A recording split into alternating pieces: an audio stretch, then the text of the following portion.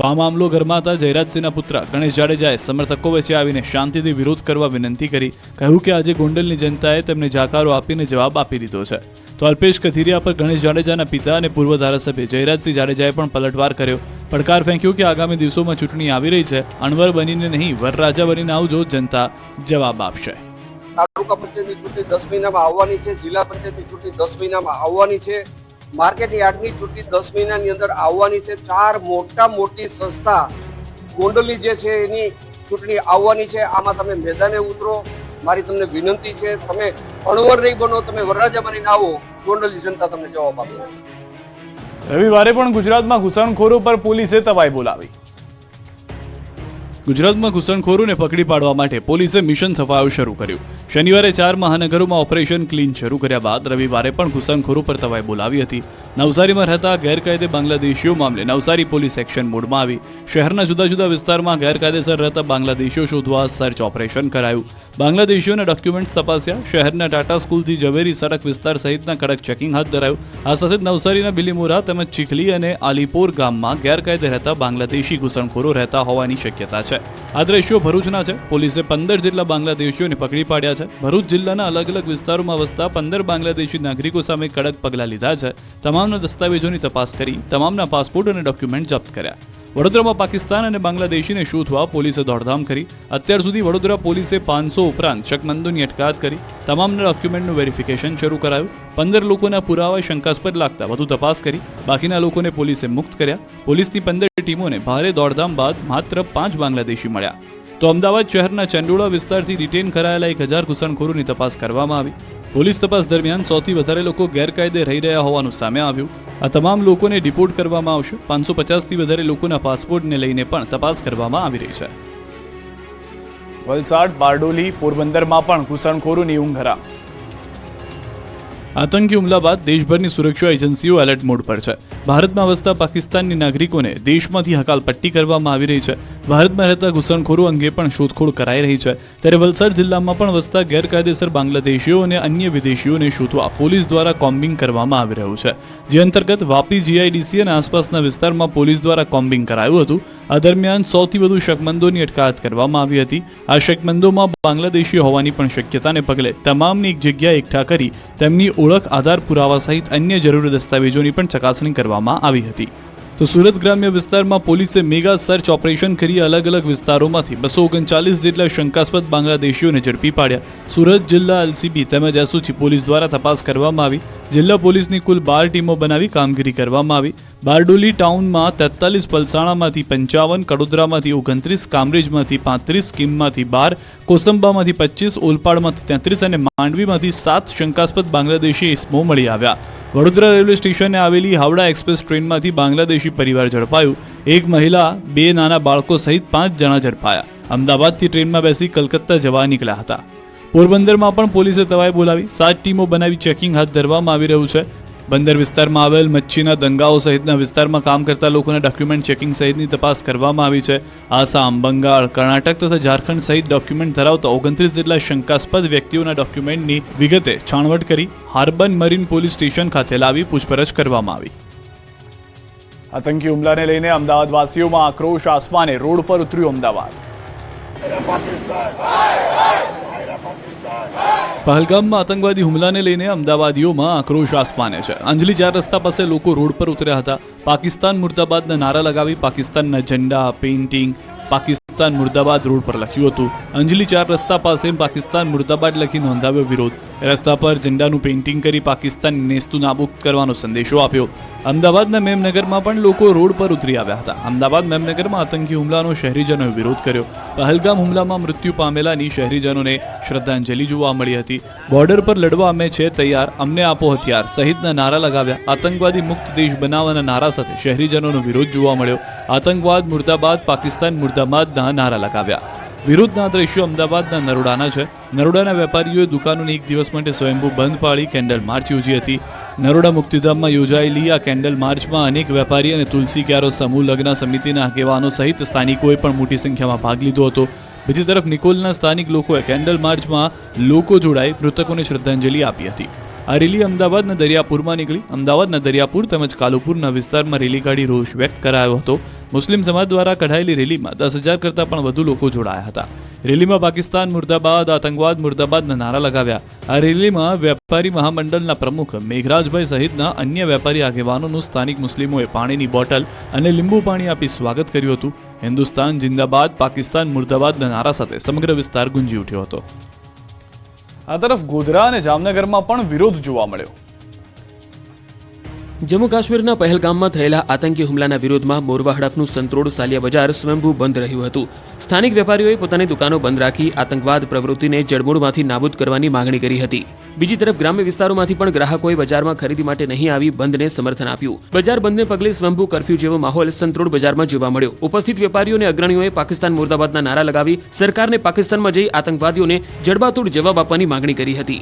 આ તરફ કાશ્મીરમાં થયેલ આતંકી હુમલા વિરુદ્ધ જામનગર વૈષ્ણવ સમાજે કઠોર નિંદા પ્રસ્તાવ બહાર પાડ્યો. ગાદીપતિની અધ્યક્ષતામાં વૈષ્ણવોની ઉપસ્થિતિમાં એક બેઠક યોજાઈ. સમાજની બેઠકમાં આતંકવાદી હુમલાના દિવંગતોને શ્રદ્ધાંજલિ અર્પણ કરી. તેમના આત્માની શાંતિ માટે પ્રાર્થના કરી. મોટી હવેલીના પૂજ્ય વલ્લભરાયજીએ હિન્દુઓને સજાગ થવા આહવાન કર્યું. આતંકવાદ સામે કડક પ્રતિક્રિયાનો વડાપ્રધાનને અનુરોધ કર્યો. ગુજરાતમાં અકસ્માતની વણઝાર, રોડ પર જોવા મળ્યો રફતારનો કહેર. સુરતના રોડ પર ફરી એકવાર કાર ચાલકનો આતંક જોવા મળ્યો. વેસુ વિસ્તારમાં બેફામ જતા કાર ચાલકે રિક્ષાને ટક્કર મારી હતી. દ્રશ્યોમાં જોઈ શકાય છે કે કાર ચાલક ફૂલ સ્પીડમાં જઈ રહ્યો છે ત્યારે સામેના રોડથી રિક્ષા આવી રહી છે, જેને પાછળથી કાર ચાલકે એવી ટક્કર મારી કે રિક્ષા ફંગોળાઈને BRTSના ડિવાઈડર સાથે અથડાઈ. ડિવાઈડર સાથે અથડાતા રિક્ષા પલટી મારી ગઈ. રિક્ષા પલટી મારતા 1.5 વર્ષનું બાળક બહાર ફંગોળાયું. રિક્ષા નીચે કેટલાક લોકો દબાતા ઈજા પહોંચી. 4ને સિવિલ હોસ્પિટલે ખસેડાયા. 1.5 વર્ષીય બાળકનું કરુણ મોત થયું. પોલીસે બેફામ કાર ચાલકની ધરપકડ કરી. કાર ચાલક રોંગ સાઈડમાં આવતો હોવાના પરિવારે આક્ષેપ કર્યા છે. રોડના રાજા માનતા ટ્રક ચાલકે જાણે પોતાના નામે રોડ હોય તે રીતે જોખમી રીતે ડ્રાઇવિંગ કર્યું. અંકલેશ્વર નજીક NH48 પર 2 પિકઅપ ડાલાએ સર્પાકાર રીતે વાહન ચલાવી અન્ય લોકોના જીવ જોખમમાં નાખ્યા. બંને પિકઅપ ચાલકે હાઈવે પર રેસ લગાવી હોય એવા દ્રશ્યો કેદ થયા. માત્ર 10,000 રૂપિયા માટે યુવકને પટ્ટે માર્યો. 2 લોકોએ નીચે બેસાડ્યો, પછી 2-3 વ્યક્તિએ કરી લાફાવાળી પટ્ટાવાળી. પછી એક વ્યક્તિએ સોફા પર બેસાડ્યો અને અન્ય લોકો પટ્ટા લઈને તૂટી પડ્યા. પછી સુડાવ્યો નીચે અને 2 પગ બાંધી પગના તળિયે પટ્ટા માર્યા. યુવકને બેરહેમીથી મારના દ્રશ્યો અમદાવાદના છે. વિકી ગેંગના સભ્યોએ યુવાનને માત્ર 10,000 રૂપિયા માટે કંઈક આ રીતે મારી અદમુઓ કરી નાખ્યો. કેટલાક શખ્સો ખુલ્લેઆમ દાદાગીરી કરી હતી. યુવકનું અપહરણ કરીને તેને એક ઘરમાં લઈ ગયા હતા. અહીં 3 થી 4 શખ્સો રીતસરના હત્યારા બની ગયા હોય તે રીતે યુવાન પર તૂટી પડ્યા હતા. 10,000 રૂપિયા જેવી મામૂલી રકમ માટે યુવાનને પકડીને એવો માર્યો કે યુવાનનો જીવ જતા બચી ગયો. યુવક લોકો સામે 2 હાથ જોડી લાચારી કરતો જોવા મળ્યો, આજીજી કરતો જોવા મળ્યો. પરંતુ આવેશમાં આવેલા શખ્સોએ કોઈ વાત સાંભળવા તૈયાર જ ન હોય તેવું દેખાડ્યું. બેરહેમીથી મારનો આ વિડીયો વસ્ત્રાલ વિસ્તારનો હોવાનો દાવો છે. 10મી એપ્રિલ આસપાસનો વિડીયો હવે વાયરલ થયો છે. વિકી ગેંગના સભ્યોની સંડોવણી હોવાની શક્યતા છે. કડીમાં જમીન બાબતે થયું જીવલેણ ધીંગાણું. ખેતરમાં ચાલતા જોરદાર ધીંગાણાના દ્રશ્યો છે કડીના વેકરા ગામના. અહીં સીમમાં કેટલાક શખ્સોએ જમીન બાબતથી જીવલેણ હુમલો કર્યો હતો. વેકરા ગામની સીમમાં ધીંગાણું થયું. મનન પટેલ નામના બિલ્ડર અને ભાગીદારોની જમીન હતી. વેચાણ માટે રાખેલી જમીન માથાભારે શખ્સોએ પોતાના નામે કરી લીધી. આ અંગેની જાણ થતાં જમીન માલિકી મેળવવા કડી કોર્ટમાં દાવો દાખલ કરવામાં આવ્યો. મનન પટેલ નામના બિલ્ડર અને ભાગીદારોએ દાવો કર્યો હતો. કોર્ટના હુકમથી જમીનનું પંચનામું કરવામાં આવ્યું. પંચનામાનું બંદૂક રાખી જમીન પચાવી પાડનાર મેહુલ રબારી સહિત ટોળાએ હુમલો કર્યો. લાકડીઓ, ધારિયા અને છરી જેવા પ્રાણઘાતક હથિયારોથી હુમલો કર્યો. જમીન માલિક બંને ભાગીદારોને એવા માર્યા કે હાથ પગ તૂટી ગયા. બંનેના પગ તોડી નાખ્યા અને કમરનો મણકો તૂટી ગયો. શરીર ઉપર પહેરેલા દાગીના અને ઘડિયાળ તોડી નાખી. આ અંગેની મેહુલ રબારી સહિત 15 શખ્સો સામે પોલીસ ફરિયાદ થઈ. જૂનાગઢ પોલીસના જાપ્તામાંથી કેદી મુઠ્ઠીઓ વાળી થયો ફરાર. આગળ કેદી અને પાછળ પોલીસ. ચોર પોલીસ રમત જેવા રિયલ દ્રશ્યો મોરબી પાસે સર્જાયા હતા. જૂનાગઢ પોલીસના જાપ્તામાંથી ચોર ભાગી ગયો હતો. જૂનાગઢની જેલમાંથી કાચા કામના કેદી હરસુખ ઉર્ફે ચુવી કાળુ વાઘેલાને પોલીસ લઈને મોરબી જઈ રહી હતી. જૂનાગઢ પોલીસની ગાડી ગરમ થઈ જતા મોરબી નજીક ખજૂરા હોટલના પાર્કિંગમાં રોકી હતી. હોટલના પાર્કિંગમાં ગાડી હતી ત્યારે કેદીએ ટોયલેટ જવાની ઈચ્છા વ્યક્ત કરી. ત્યારે પોલીસ બાથરૂમ જવા લઈ ગઈ ત્યારે પોલીસનો હાથ છોડાવી કેદી ટોયલેટની દિવાલ કૂદીને ફરાર થઈ ગયો. કેદી મુઠ્ઠીઓ વાળીને ભાગ્યો હતો. બાદમાં પોલીસ તેની પાછળ દોડી હતી. ટંકારા પોલીસને પણ જાણ કરી હતી. આવતીકાલથી માથા ફાડ ગરમી પડશે. આજે રાજકોટમાં 44.4 ડિગ્રી પહોંચ્યું તાપમાન. ગુજરાતમાં ફરી માથાફાડ ગરમી સહન કરવા તૈયાર થઈ જશો. આવતીકાલથી ફરી 3 દિવસ ગરમી રાડ પડાવી દેશે. ગુજરાત પર ફરી સૂર્યદેવનો પ્રકોપ જોવા મળશે. હવામાન વિભાગે આગાહી કરી છે કે આવતીકાલથી ગરમી ફરી તોબા પોકાર આવશે. આવતીકાલથી ફરી ગુજરાતમાં આકરી ગરમીનો રાઉન્ડ શરૂ થશે. 24 કલાક બાદ 2 થી 3 ડિગ્રી તાપમાન વધી જશે. 30 એપ્રિલ સુધી ગરમી ભૂક્કા બોલાવશે. 42 થી લઈને 45 ડિગ્રી સુધી તાપમાનનો પારો પહોંચી શકે છે. રાજ્યમાં આગામી 7 દિવસ સુધી મહત્તમ તાપમાન 40 થી 45 ડિગ્રી રહેવાની શક્યતા છે. દરિયાકાંઠાના વિસ્તારમાં ગરમ અને ભેજવાળા પવન ફૂંકાશે. મે માસથી વાતાવરણ બદલાશે. ધૂળ અને આંધીનું તોફાન આવશે. 10 મેથી ગુજરાતમાં માવઠાનું મહા તોફાન આવશે. 10 મેથી ગુજરાતમાં ત્રાટકશે માવઠું. ભારે આંધી વંટોળનો પ્રકોપ વધશે. 30 મેથી પ્રી મોન્સૂન એક્ટિવિટીનો વરસાદ થશે. ગુજરાતમાં કાળઝાળ ગરમી વચ્ચે ફરી માવઠાની આગાહી થઈ. મે માસના શરૂઆતથી વાતાવરણમાં પલટો આવશે. કોપાયમાન થયેલા સૂરજદાદા ઠંડા બોર થઈ જશે. વાદળછાયું વાતાવરણ સર્જાશે અને આકાશમાંથી અગનગોળાની બદલે આફતરૂપી માવઠું ત્રાટકશે. જી હા, અંબાલાલ પટેલે ખેડૂતોના જીવ અદ્ધર થઈ જાય તેવી આગાહી કરી છે. કાકાના મતે હવે પ્રી મોન્સૂન એક્ટિવિટીનો વરસાદ થઈ શકે. 30 એપ્રિલથી વાદળો આવવાનું શરૂ થશે.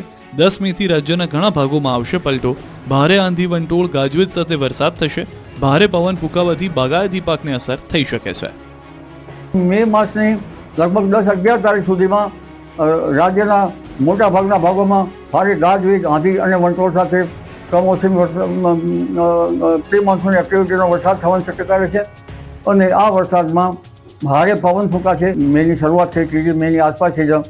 ઉત્તર ગુજરાતના ભાગો, રાધનપુર, કેટલાક સમીના ભાગો, હરિદના ભાગો, બનાસકાંઠાના ભાગો, ગુજરાતના મહદ ભાગોમાં તારીખ લગભગ 30 એપ્રિલ પછી હવામાનનો પલટો આવશે. અને 30 મેથી 11 મે વચ્ચે ભારે આંધી, વંટોળ અને ગાજવીજ સાથે રાજ્યના ઘણા ભાગોમાં પ્રી મોન્સૂન એક્ટિવિટીનો વરસાદ થવાની શક્યતા રહેશે. આંધી વંટોળનું પ્રમાણ વધુ રહેશે. 10 સ્ટોન વધુ રહેશે. સ્કૂલોમાં વેકેશન પડતા સુરતથી પરપ્રાંતિયો વતન જવા રવાના. સુરત રેલવે સ્ટેશન પર યુપી બિહારના મુસાફરોનું કીડિયારું ઉભરાયું.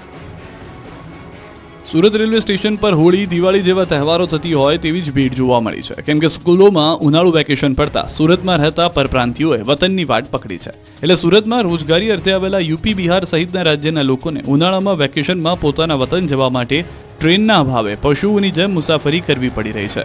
ઉત્તર પ્રદેશ જતી અંત્યોદય ટ્રેનની હાલત જોઈને કોઈ પણ વ્યક્તિને પરસેવો છૂટી જશે. તમામ અનરિઝર્વડ કોચમાં પગ મૂકવાની પણ જગ્યા નથી. તો બીજી તરફ ટિકિટ લેવા માટે લોકો 12 કલાક સુધી લાઇનમાં ઊભા રહેવા મજબૂર બન્યા હતા. જ્યારે યાત્રીઓ 1.5 કિલોમીટરથી પણ લાંબી લાઇન કાપીને ટિકિટ કાઉન્ટર સુધી પહોંચે છે તો તેમને સાંભળવા મળે છે કે કાઉન્ટર બંધ થઈ ગયું છે. ટ્રેન છૂટી ન જાય તે માટે કેટલાક મુસાફરો તો માથા પર સામાન મૂકીને જીવના જોખમે દોડતા નજરે પડ્યા હતા. રેલવે તંત્રના આયોજનના અભાવે પહેલા તો ટિકિટ માટે લાંબી લાઇન હતી. સવારે 3 વાગ્યાથી લોકો ઊભા હોવા છતાં ટિકિટ મળતી નથી. જેમના નસીબ સારા હોય તેમને ટિકિટ મળી ગઈ તો તે પ્લેટફોર્મ પર જવું, લાઇનમાં ઊભા રહેવું પડે અને ટ્રેનમાં બેસવા પણ અલગથી લાઇનમાં ઊભા રહેવું પડે છે. દર વર્ષે આવી જ સમસ્યા થાય છે, જેથી મુસાફરોમાં પણ રોષ જોવા મળ્યો છે. આણંદના કોઠિયાખાંડ નાની શેરડીના કાર્યક્રમમાં ધારાસભ્ય ગેરહાજર રહ્યા તો પુત્રએ કર્યું ખાતમુહૂર્ત.